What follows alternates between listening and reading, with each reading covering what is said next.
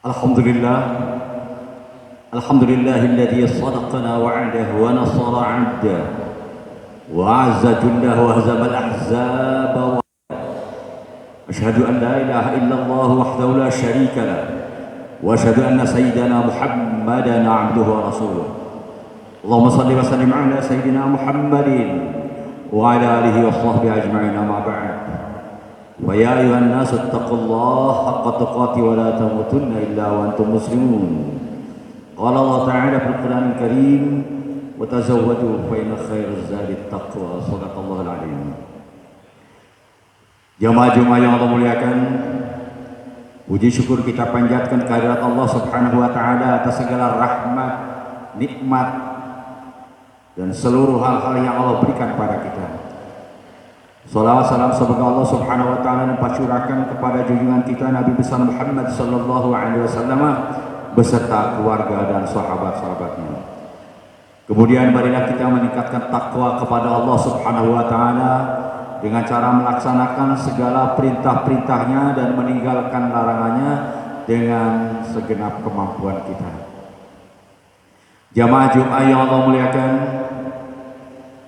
ada sebuah hadis dalam kitab Mukhtarul Hadits An-Nabawiyah. Nabi kita Muhammad sallallahu alaihi wasallam bersabda, "Thalathun muhlikatun, hawan muttaba'un, wa syukhun muta'un, wa ijabul mar'i bi nafsi, wa hunna asl kulli khati'ah." Ada 3 penyakit yang bisa menghancurkan kita. 1, hawa nafsu yang kita ikuti. Yang kedua, kikir yang kita taati. Yang ketiga, seseorang kagum pada dirinya sendiri.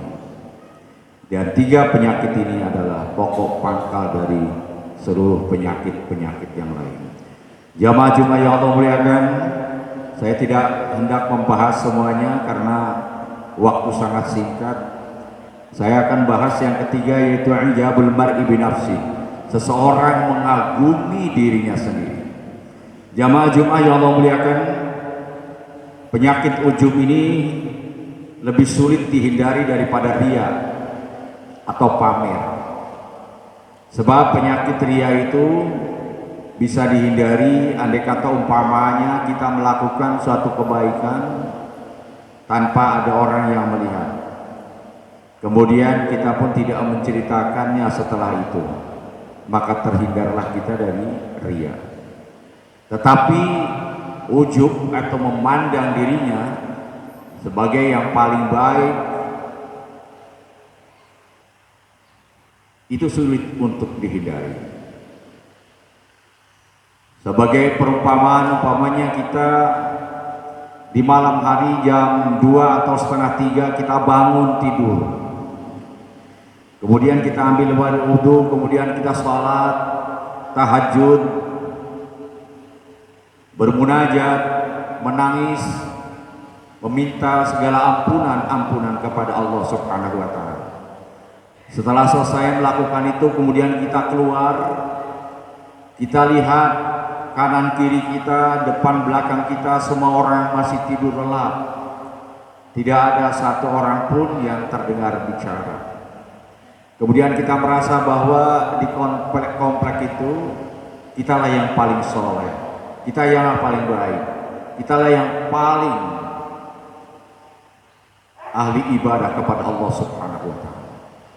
Penyakit ini bisa menghancurkan dirinya.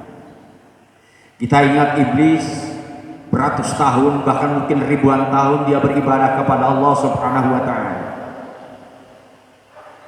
bersama malaikat yang lain.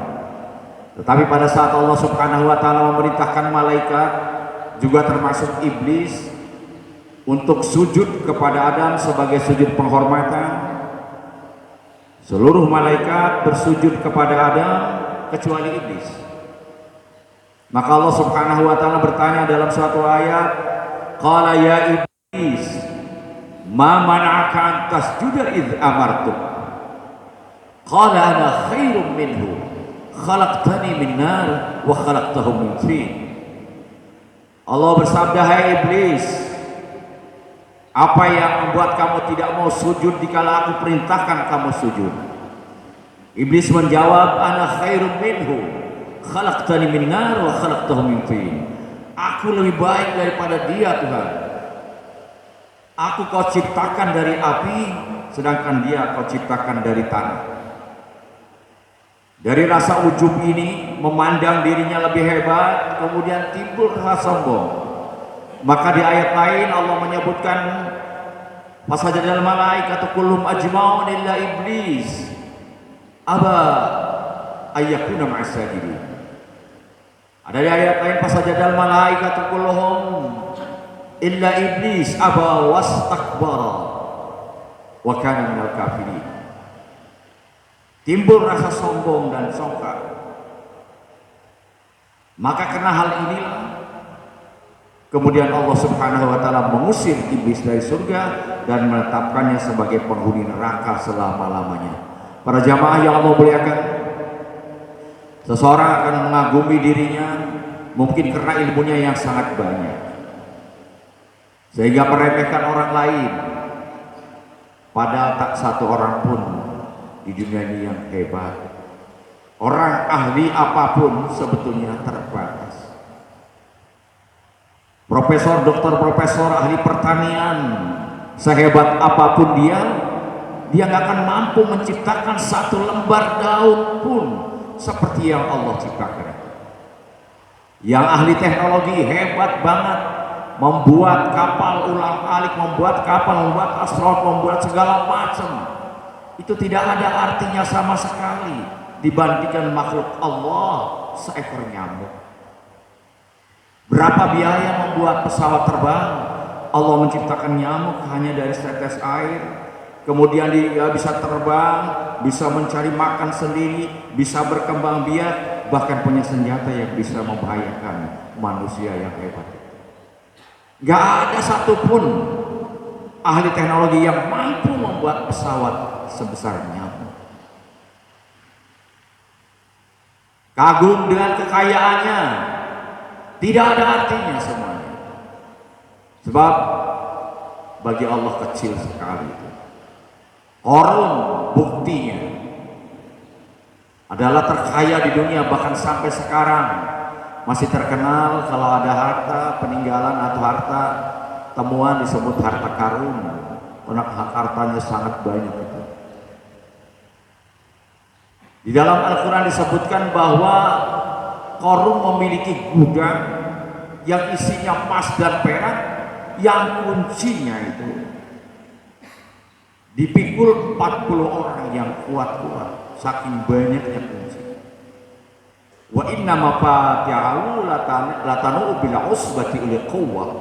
Jadi kunci gudangnya itu, katakanlah kalau kunci gudang waktu itu besar setengah kilo, maka kalau satu orang itu mampu mengangkat atau menggotong 50 kilo, berarti jumlahnya kali 40 orang, berapa itu? Banyak banget. Isinya semuanya emas dan perak, tapi gak ada artinya, amblas. Orang sehebat apapun tak akan mampu hidup tanpa yang lain. Bahkan dia tidak akan punya pakaian seperti yang kita pakai semurah ini. Nasi satu piring yang kita makan di hadapan kita nikmati, itu berkat ribuan tangan yang ikut campur dalam hal itu. Kita nggak bisa makan es campur satu mangkok yang harganya 10.000 kalau itu hasil karya jenis atau jerih payah kita sendiri. Pertama, ada tapenya, tape terbuat dari singkong harus nanam sendiri, pakai cangkul terbuat dari besinya harus bikin sendiri, belum kemudian esnya, segala macam. Tidak akan ada yang mampu satupun tanpa yang lain. Oleh karena itu para jamaah yang Allah muliakan, janganlah kita suka meremehkan orang lain. Betapapun sekarang hidupnya masih amburadul dalam pandangan kita.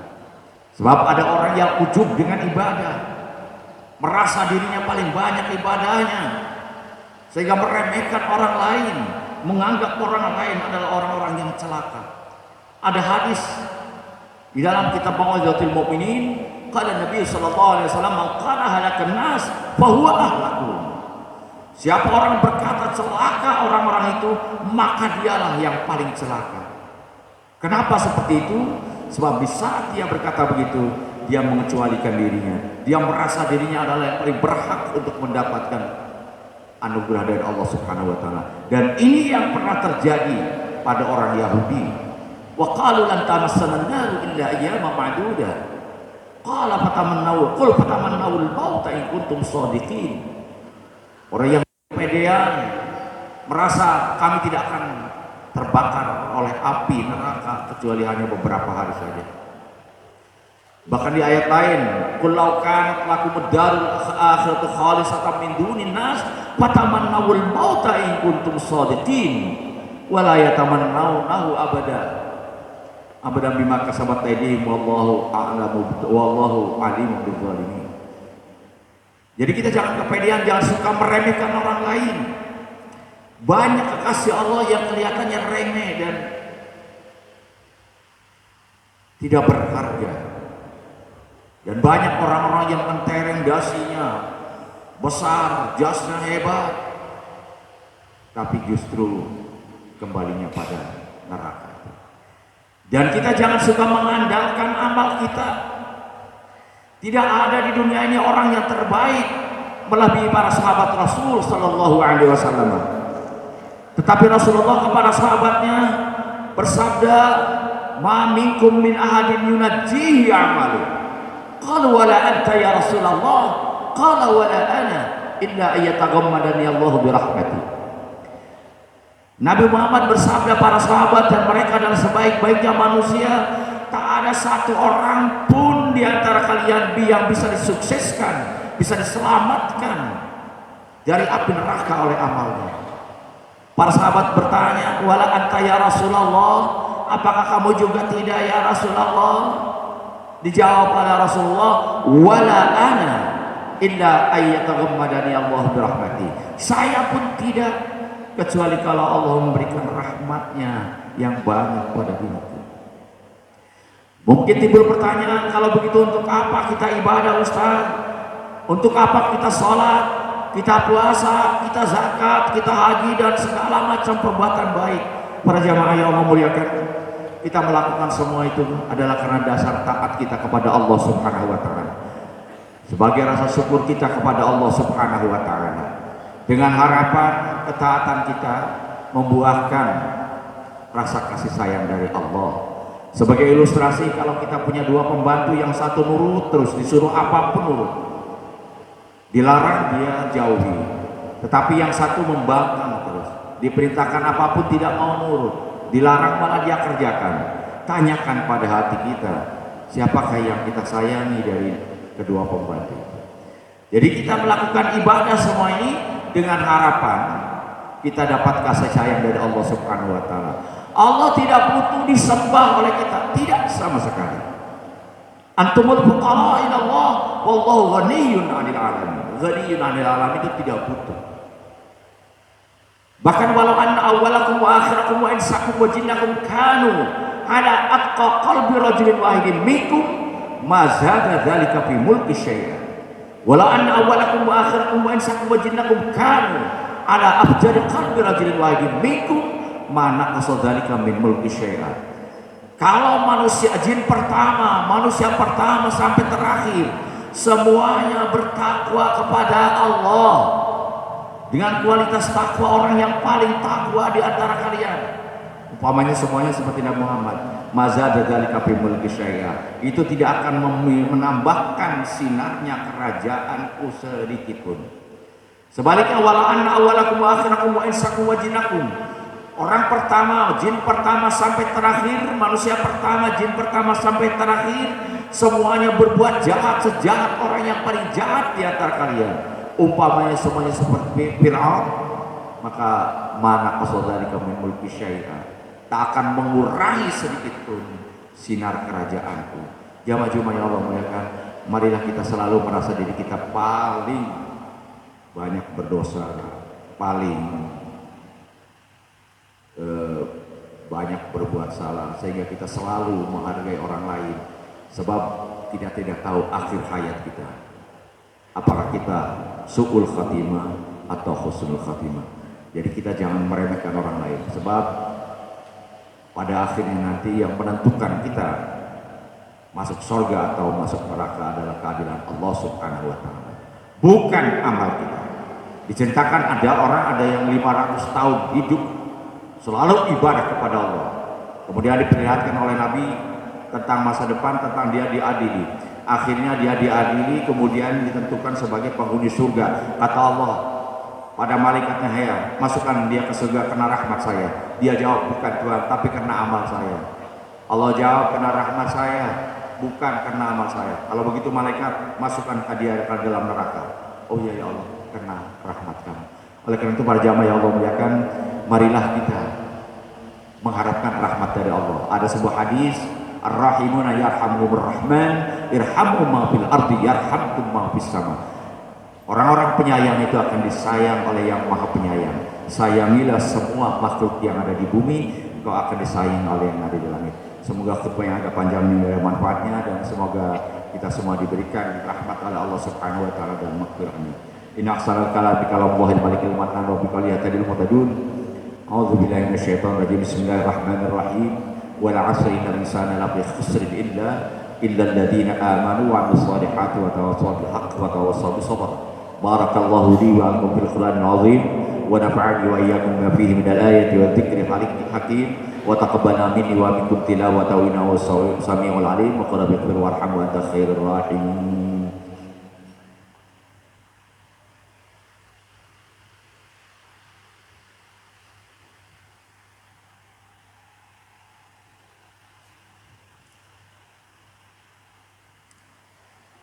Alhamdulillah hamdan katsiran kama amara. Asyhadu an la ilaha illallah wahdahu la syarika lahu idghaman liman jahada bi wa kafara. Wa asyhadu anna sayyidina Muhammadan 'abduhu wa rasuluhu sayyidul khalaiqi wal bashar. Allahumma shalli wa sallim ala sayyidina Muhammadin wa ala alihi washabihi ajma'in. Wa ya ayyuhan nas taqullaha haqqa tuqatih wa la tamutunna illa wa antum muslimun. Qala Allah ta'ala bil Qur'anil Karim, innallaha wa malaikatahu yusholluna 'alan nabi ya ayyuhalladzina amanu shallu 'alaihi wa sallimu taslima. Allahumma shalli wa sallim wa barik ala sayyidina Muhammadin wa ala alihi washabihi ajma'in wa ala tabi'ina wa ala tabi'it tabi'ina wa man tabi'ahum bi ihsan ila yaumiddin. Wardallahu anna wa anhum bi rahmatika ya arhamar rahimin. Allahumma ighfir lil mu'minina wal mu'minat wal muslimina wal muslimat al ahya'i minhum wal amwat innaka samii'un qariibun mujibud da'awat. Allahumma ansur ummata sayyidina Muhammad. Allahumma aslih ummata sayyidina Muhammad. Allahumma arham ummata sayyidina Muhammad. Allahumma ansur man nasara ad-din wa khudhul man khadhala al-muslimin waj'al baldatana hadhihi baldatan tayyibah tajri bi ahkamika wa sunnati rasulik. Rabbana ighfir lana wa li ikhwanina alladhina sabaquna bil iman wa la taj'al fi qulubina ghillan lil ladzina amanu. Rabbana innaka ra'ufur rahim. Rabbana atina fid dunya hasanah wa fil akhirati hasanah wa qina adzabannar. Ibadallah, innallaha ya'muru bil 'adli wal ihsan wa ita'i dzil qurba wa yanha 'anil fahsya'i wal munkari wal baghi. Ya'idzukum la'allakum tadhakkarun. Wadhkurullaha al-'azima yadhkurukum washkuruhu 'ala ni'amihi yazidkum was'aluhu min fadlihi yu'tikum wa la dzikrullahi akbar. Wallahu ya'lamu ma tasna'un wa aqimus shalah.